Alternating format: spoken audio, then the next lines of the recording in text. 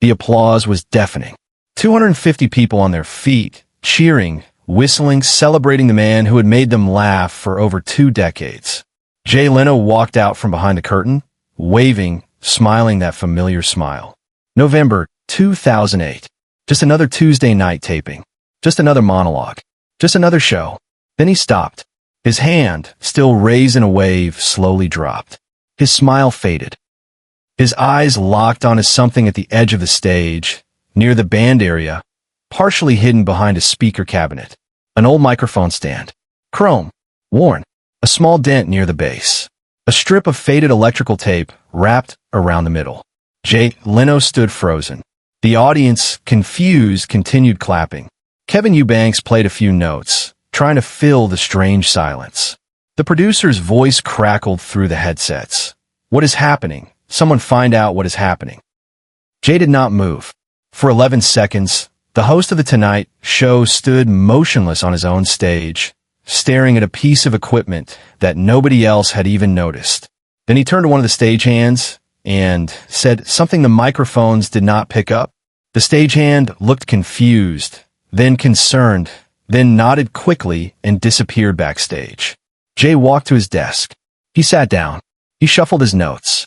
And when he looked up at the camera, his eyes were wet.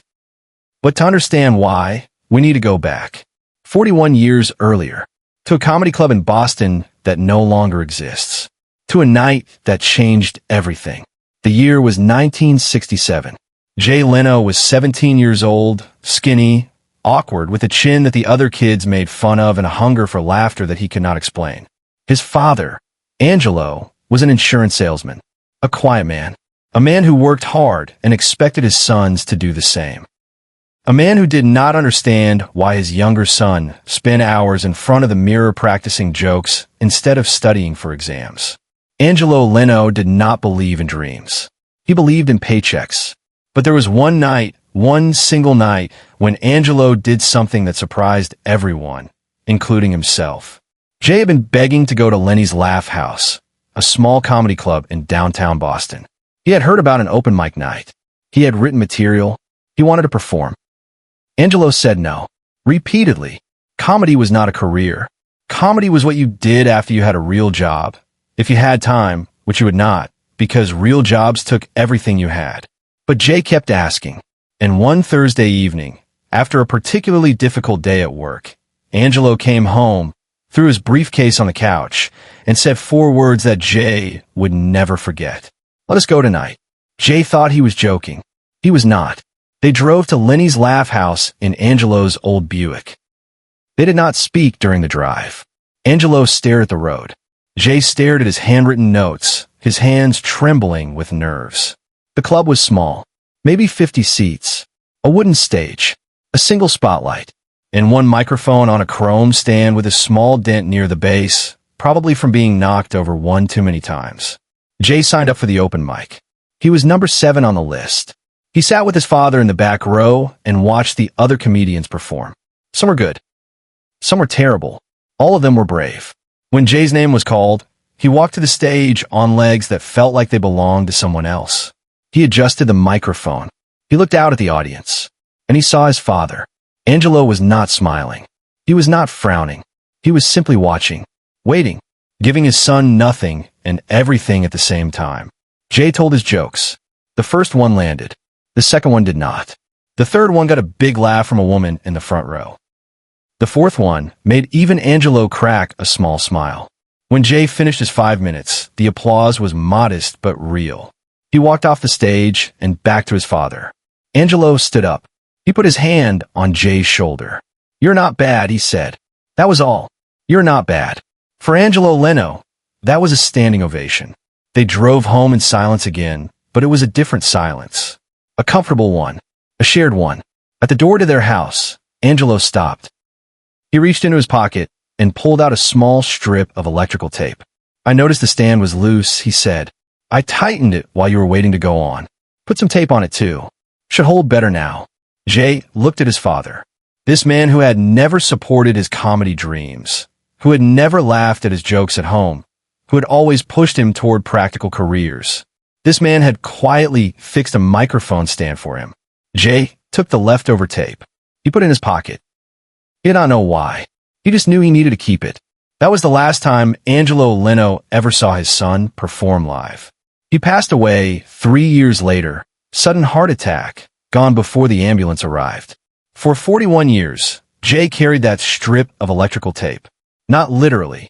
He had lost the original piece decades ago, but he carried the memory of it, the weight of it, the meaning of it.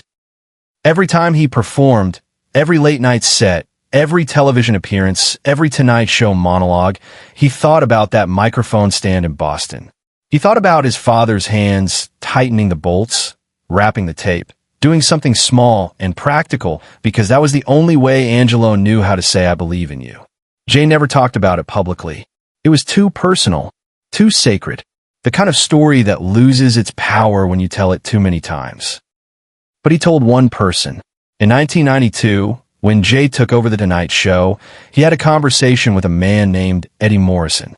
Eddie was 73 years old, a retired stagehand who had worked at NBC since 1955. He had set up microphones for everyone from Bob Hope to Johnny Carson. He was a legend in the building, even if the cameras never showed his face. Eddie was helping Jay get comfortable on his first day, showing him where things were, how things worked, the unwritten rules of the studio. At one point, Jay noticed Eddie adjusting a microphone stand, tightening the bolts, wrapping a piece of electrical tape around a loose section. Jay stopped. He watched. And then, without planning to, he told Eddie the story of his father and Lenny's Laugh House. Eddie listened without interrupting. When Jay finished, Eddie nodded slowly. "Sounds like your old man knew something important," Eddie said. Sometimes the best way to support someone is to make sure their equipment does not fall down. Jay laughed, but he also understood. Eddie retired in 1999. He moved to Arizona. He sent Jay a card every Christmas, always with the same message: keep the mic steady. In 2007, Eddie passed away. His daughter sent Jay a letter informing him, along with a small box. Inside the box was an old microphone stand. Chrome, worn, a small dent near the base. A strip of faded electrical tape wrapped around the middle. The note from Eddie's daughter explained, "Dad kept this in his garage for years. He said it was from some club in Boston that closed in the 70s. Said a young comic used it once who went on to do pretty well. He wanted you to have it." Jake held the microphone stand in his hands for a long time. He did not know if it was actually the same stand from Lenny's Laugh House.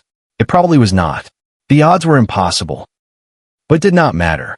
What mattered was that Eddie had remembered. That Eddie had kept this piece of equipment for decades because of a story Jay had told him once, 15 years earlier. That Eddie had understood what it meant. Jay put the microphone stand in his office at NBC. He looked at it every day before tapings. He never explained to anyone why it was there. Until that night, in November 2008. The stagehand who Jay had spoken to during those frozen 11 seconds was a young man named Marcus. He had only been working at The Tonight Show for 6 months. He did not know the significance of what he had been asked to do. Jay had told him to bring the old microphone stand from his office to the stage, to set it up near the band area, just for tonight. Marcus did not ask why. He just did it. But when he returned to the stage, carrying the old chrome stand with its dent and its tape, the production coordinator intercepted him. "What is that?" she asked. "Where did that come from? That is not in the setup notes." Marcus explained. The coordinator looked frustrated. "We do not just add equipment without approval," she said. "Put it back." She took the stand from Marcus and placed it near the speaker cabinet, intending to have someone remove it during the first commercial break. She did not realize that from Jay's entrance point, the stand would be visible. She did not realize what would happen when Jay saw it. Nobody realized. Subscribe and leave a comment, because the most powerful part of this story is still ahead. After those frozen 11 seconds, after Jay sat down at his desk with wet eyes, the show continued. Jay delivered his monologue. He interviewed his guests. He laughed at the right moments and hit his marks and did everything a professional host is supposed to do. But between segments, he kept glancing toward the band area, toward the old microphone stand that had been moved but not removed. It was still there, partially hidden, waiting. During the second commercial break, Jay stood up from his desk. He did not tell anyone where he was going. He walked across the stage, past the cameras, past the confused crew members, and he stopped in front of the microphone stand. He reached out and touched it. The chrome was cold. The dent was smooth from decades of hands gripping it. The electrical tape was brittle, cracking at the edges. A cameraman, unsure what to do, kept rolling. The footage was never broadcast, but several crew members saw it on the monitors. Jay Leno, standing alone on his own stage, touching an old microphone stand, his shoulders shaking slightly. The floor manager approached carefully. "Jay, we are back in 30 seconds. Jay nodded. He did not turn around. He said something quietly, almost himself. The floor manager later said it sounded like, "I wish you could have seen this, Pop." Then Jay straightened up. He wiped his eyes with the back of his hand. He walked back to his desk. The show continued. Nobody in the audience knew anything unusual had happened. The energy in the room was still high. The laughter was still genuine. The television magic was still intact. But backstage, the crew was whispering. What was that about? Why did Jay stop? What was the deal with that old microphone stand? The production coordinator, the one who had moved the stand, felt sick to her stomach. She did not know what she had almost ruined. After the taping, after the audience filed out and the lights dimmed, Jay asked to be alone on the stage. The crew cleared out. The building fell quiet, and Jay walked back to the old microphone stand. He picked it up. He carried it to center stage. He sat down in the spotlight. Then he did something he had not done in decades. He stood behind the microphone, just like he had at 17, and he performed. Not for cameras, not for an audience, just for himself. And maybe, in some way, for his father. He told the jokes from that first night at Lenny's Laugh House. He remembered every word. The first one that landed. The second one that did not. The third one with the big laugh. The fourth one that made Angelo smile. The empty studio heard all. The seats. The cameras. The ghosts of every comedian who had ever stood on that stage. When Jay finished, he stood in the silence for a moment. Then he reached down and touched the strip of electrical tape. "Thank you," he said quietly, "for tightening the bolts, for being there, for everything." He picked up the microphone stand and carried it back to his office. He placed it in the corner where it had always been, and he sat down in his chair and did not move for a very long time. The next morning, Jay called Eddie Morrison's daughter. He thanked her again for the microphone stand. He told her what had happened the night before. She was quiet for a moment. Then she said, "Dad would have loved that. He always said you were the most genuine person he ever worked with. Not because you were the funniest, but because you remembered people. You remembered the small things." Jay thought about that for a long time after he hung up. The small things. A strip of electrical tape. A fixed microphone stand. A father who did not know how to say "I love you," but found another way. A stagehand who kept a piece of equipment for 15 years because of a story told once. The small things that hold everything together. Jay Leno hosted The Tonight Show for 22 years. He interviewed thousands of guests. He told tens of thousands of jokes. He became one of the most recognizable faces in American entertainment. But if you ask the people who worked with him, the ones who saw him off stage, the ones who knew him beyond the cameras, they would tell you something different. They would tell you about the handwritten thank you notes he sent to every crew member. They would tell you about the quiet conversations in hallways, asking about families, remembering birthdays, noticing when someone was having a hard day. They would tell you about the old microphone stand in his office and how he would touch it before every single taping. A ritual, a prayer, a conversation with someone who was no longer there. They would tell you that Jay Leno understood something that many performers never learn. The show is not about you. The show is about everyone who helps you stand up straight. Everyone who tightens the bolts. Everyone who believes in you when you cannot believe in yourself. Share and subscribe, and make sure this story is never forgotten. In 2014, when Jay hosted his final Tonight Show, he brought the old microphone stand to the stage one last time. He did not explain what it was. He did not tell the story of his father, or Eddie Morrison, or that night in November 2008. He simply placed it next to his desk, in full view of the cameras, and let it stand there throughout the entire final broadcast. Millions of viewers saw it. Almost none of them knew what it meant. But for Jay, that was enough. The microphone stand was not there for them. It was there for him, and for Angelo, and for Eddie, and for every person who had ever fixed something quietly, supported someone silently, loved someone in the only way they knew how. After the final show ended, after the tears and the hugs and the standing ovations, Jay took the microphone stand home. He put it in his garage, next to his collection of classic cars, next to the motorcycles and the engines and all the mechanical things he loved. Sometimes, late at night, he goes out to the garage. He sits on an old stool. He looks at the microphone stand, and he talks to his father. He tells him about the show, about the guests, about the jokes that landed and the ones that did not, about the life he built on that first open mic night at Lenny's Laugh House. He tells him, "I hope I made you proud, Pop. I hope you know that everything I did, every night on that stage, I was still that 17-year-old kid trying to make you smile." The microphone stand does not answer. Of course it does not. But somehow, Jay always feels a little better after those conversations. A little lighter. A little more connected to the man who taught him that sometimes the best way to say I love you is to fix something that is broken. That is the story of Jay Leno and the old microphone stand.